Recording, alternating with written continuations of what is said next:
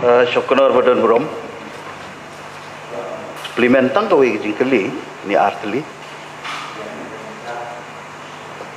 Hatu kani ka khasi custom lineage act.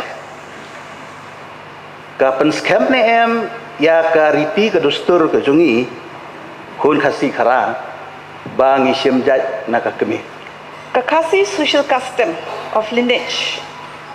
Ngipet ya kani ngipen mi ya kani halor banpet ya kata ka riti dustur banpet ya kata ka jinghat pateng tihang ni ngilatip syai kala keren lut syapang menu kita banher pateng menu kita kikun ki badai kumnu kata katang jat kale kumnu kata ka du yeng kawan paro hang ni hapo lineage act kala batai ti te ya kata pan kaban pen scam ya kata ngong ya pi ya kata ka jingkeli jong pi kadang don sam judes ta ai se bakakut kan decide ta beli pikeli ka juj ti ta ai baka decide ka court dan yang salah ai yang ngiru bangin ngin pet thuk ken ya kani kumno bangin Syukur ka jingkeli jong agolong very simple. Ngong ka khasi custom. Kani ka khasi custom of lineage act. Kapan scam ne em bangidai ka matrimonial system.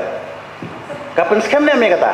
kapan scam hoi according to the act it is like that kadai hoi kadai ada kapan scam ada ka act kayat kumta nari pindayu ibat kimon berim bat manta bat katai ka social welfare department kapan scam tu ya kataru banong ba ukhasi ka kami khasi ba ukpa khasi kilada kidehi armut kidik barok khasi kikun pila banong ba de anot khasi no memla banong ba kim de ki khasi lada ukmi ba ukpa kideki khasi